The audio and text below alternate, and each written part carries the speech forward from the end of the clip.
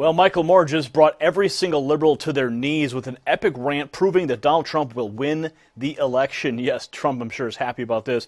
Jim Hoft of the Gateway Pundit reports that Michael Moore just dropped his own October surprise, and this video is no doubt going to bring tons of new supporters to Donald Trump. Now, the audio was making the rounds on the internet. Now it has been transformed into an epic, unofficial campaign ad for Donald Trump. Take a look. Just be aware.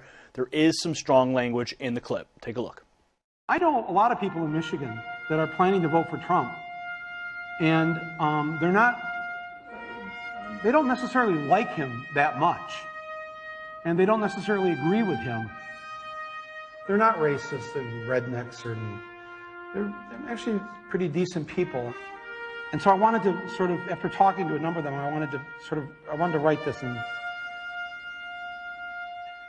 Donald Trump came to the Detroit Economic Club and stood there in front of the Ford Motor executives and said, if you close these factories as you're planning to do in Detroit and build them in Mexico, I'm going to put a 35% tariff on those cars when you send them back, and nobody's going to buy them. It was an amazing thing to see. No politician, Republican or Democrat, had ever said anything like that to these executives. And it was music to the ears of people in Michigan and Ohio and Pennsylvania and Wisconsin, the Brexit states. You live here in Ohio, you know what I'm talking about. Whether Trump means it or not is kind of irrelevant, because he's saying the things to people who are hurting. And it's why every beaten down, nameless, forgotten working stiff who used to be part of what was called the middle class loves Trump. He is the human Molotov cocktail that they've been waiting for. The human hand grenade that they can legally throw into the system that stole their lives from them.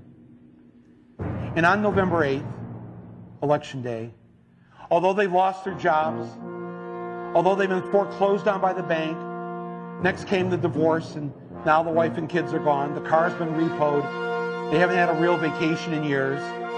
They're stuck with the shitty Obamacare bronze plan where you can't even get a fucking Percocet. They've essentially lost everything they had, except one thing. The one thing that doesn't cost them a cent and is guaranteed to them by the American Constitution, the right to vote. They might be penniless, they might be homeless, they might be fucked over and fucked up. It doesn't matter, because it's equalized on that day. A millionaire has the same number of votes as the person without a job. One. And there's more of the former middle class than there are in the millionaire class. So on November 8th, the dispossessed will walk into the voting booth, be handed a ballot, close the curtain, and take that lever, or felt pen or touchscreen, and put a big fucking X in the box by the name of the man who has threatened to upend and overturn the very system that has ruined their lives. Donald J. Trump. They see that the elites who ruined their lives hate Trump. Corporate America hates Trump. Wall Street hates Trump. The career politicians hate Trump. The media hates Trump after they loved him and created him, and now hate him. Thank you, media. The enemy of my enemy is who I'm voting for on November 8th. Yes, on November 8th, you, Joe Blow, Steve Blow, Bob Blow, Billy Bob Blow, all the blows, get to go and blow up the whole goddamn system, because it's your right. Trump's election is going to be the biggest fuck you ever recorded in human history. And it will feel good.